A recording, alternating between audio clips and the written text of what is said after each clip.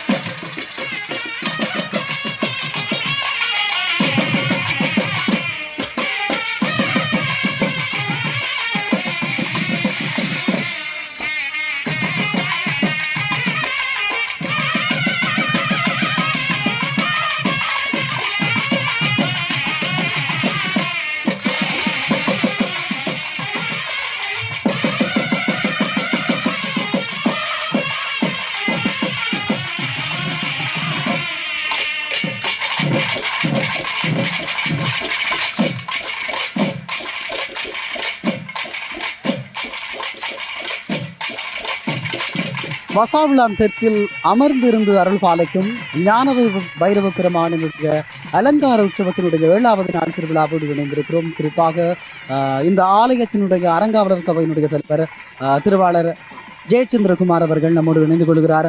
ஆலயத்தினுடைய கலந்த கால வரலாறுகள், இப்போதைய நிலைமை தொடர்பாக கேட்டறிந்து கொள்ளலாம். வணக்கம். வணக்கம்.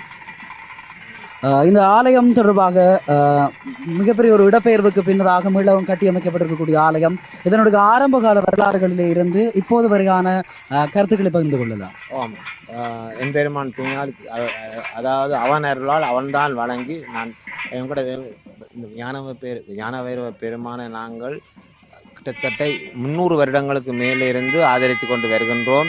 எங்கள் மூதாதையர் ஆதரித்து கொண்டு வருகிறார்கள். அதாவது அதில் இருக்கிற பாருங்க, ஒரு புளிய மரம் ஒன்று இருக்குது, அதுதான் எங்களோட தல விருட்சம். இதில் இது 200 ஆண்டுகளுக்கு முந்தி சூலஹஸ்தராக அந்த புளிய மரத்தில் வீட்டிலிருந்து இந்த எங்களோட வயலான் மக்களுக்கு அருள்பாலிக்கும் இந்த வைரவர் 1930ஆம் ஆண்டு ஒரு சிறிய கொட்டில் ஒன்று போட்டு இது இருக்கிற புளிய மரத்திலிருந்து மேற்கு திசையாக ஒரு 100 யார்டு தூரத்தில் நாங்கள் மூதாதையர்கள் வந்து ஒரு கொட்டில போட்டு சூலத்தை வச்சு ஆதரித்து வந்தவர்கள். 1820ஆம் ஆண்டு சூலத்தை கொட்டில் போட்டு ஆதரித்து வந்தவர்கள். 1930ஆம் ஆண்டு ஒரு மண்டபம் கட்டி, சிறிய மூலஸ்தானம் அர்த்த மண்டபம் கட்டி சூலத்தை வச்சு சூலஹஸ்தராக ஆதரித்து வந்தவர்கள். அதிகமாக 1930 வந்து மூலஸ்தானம், அர்த்த மண்டபம், மகா மண்டபம் நிர்வகிக்கப்பட்டு விட்டது. சேர்ந்து விக்கிரமாக, அதாவது வைரவ மூர்த்தி விக்கிர ரூபமாக 1938 வீட்டிலிருந்து அருள்பாலித்து கொண்டிருக்கின்றார். தற்போது நம்முடைய ஆலயம் 6 மண்டபங்களை உடையதாக இருக்கிறது. மூலஸ்தானம், அர்த்த மண்டபம், மகா மண்டபம், தரிசன மண்டபத்துக்கு அப்புறம் இன்னொரு மண்டபம், மணி மண்டபம். அவை இவ்வளவு வந்து இப்போ எங்களோட ஊர் மக்களும் புலம்பெயர்ந்துக்கும் வெளியூர் மக்களின் நிதி உதவியால் பிரம்மாண்டமாக இந்த ஆலயம் கட்டப்பட்டுள்ளது. நாங்கள் இங்கே வந்து சரியான இடையூறுகளுக்கு மிச்சில்தான் இதை நாங்கள் இந்த ஆலயத்தை புனர்நிர்மாகம் செய்யக்கூடியதாக இருந்தது. காரணம், 1986ஆம் ஆண்டு நாங்கள் இந்த இடத்திலிருந்து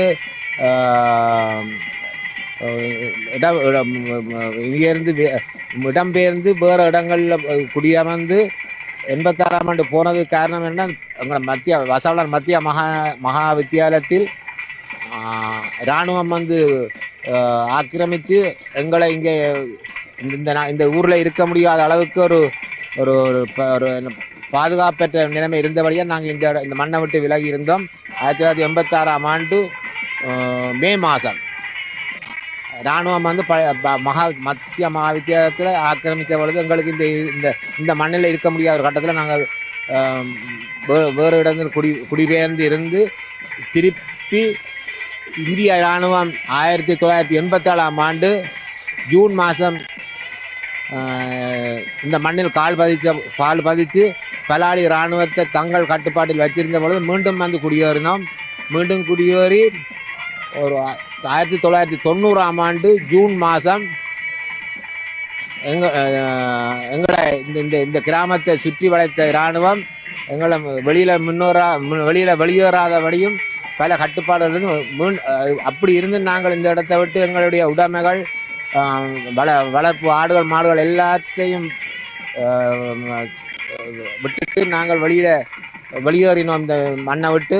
நிச்சயமாக இப்படியாக இருக்கக்கூடிய நிலையில் இந்த ஞான வைரவ பெருமானுடைய ஆலயத்தில் கடந்த 60 ஆண்டுகளுக்கும் அதிகமாக ஒரு சிவாச்சாரியாராக தன்னுடைய புண்ணிய கடமைகளை ஆற்றிக் கொண்டிருக்கக்கூடிய ராமலிங்க சர்மா அவர்களோடு இந்த ஆலயத்தினுடைய வரலாறு தொடர்பாகவும் அதே நேரம் வைரவ பெருமானுடைய மகிமைகள் தொடர்பாகவும் கேட்டறிந்து கொள்ளலாம். வணக்கம் ஐயா. வணக்கம்.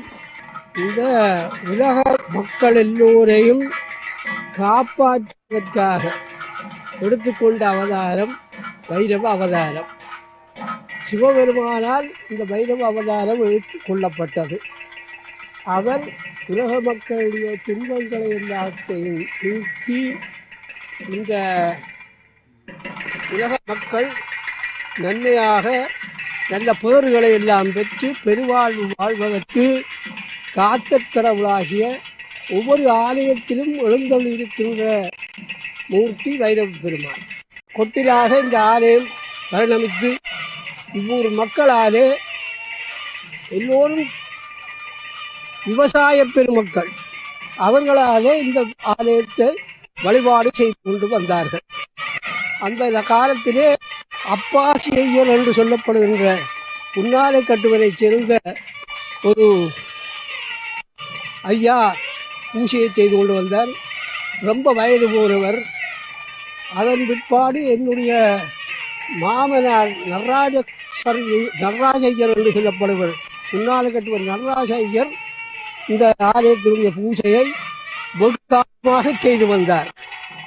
அவருடைய பிள்ளைகளும் இந்த ஆலயத்தினுடைய கடமையை அவருடன் சேர்ந்து செய்து வந்தார்கள். அதன் பிற்பாடு 1980ஆம் ஆண்டு நான் அவருடைய மகளை கல்யாணம் செய்த வகையினாலே என்னிடத்திலே இந்த ஆலயத்தினுடைய பொறுப்பை தந்து சிறப்பாக இந்த பூஜைகளை நடத்தி வர சொல்லி சொன்னார். எனக்கு முதல் பேசிய ஜெயச்சந்திரகுமார் அவர்கள் உடைய தகப்பனார் சின்னக்குட்டி விதானியார் கனகசபை என்று சொல்வது. கனகசபை என்பவர் தான் அப்பொழுது தனி முதலாளியாக இருந்து இந்த ஆலயத்தை வழிநடத்தி கொண்டிருந்தார்.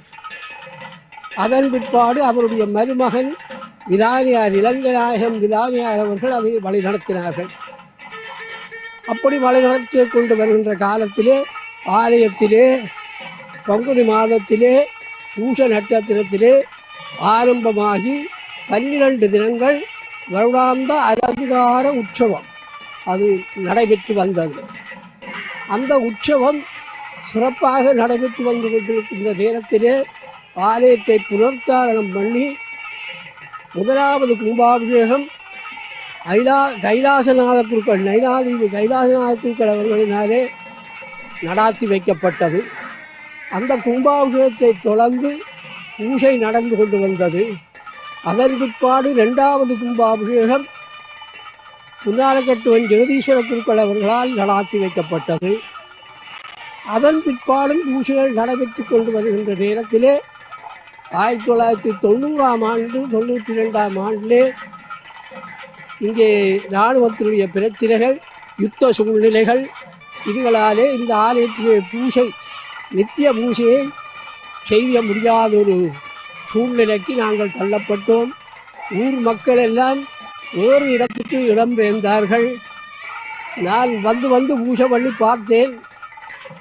முடியாத சூழ்நிலை இராணுவத்தினுடைய அடக்குமுறைகளினாலே நாங்கள் இந்த ஆலயத்துக்கு வர முடியாத ஒரு சூழ்நிலையை ஏற்படுத்தினார்கள்.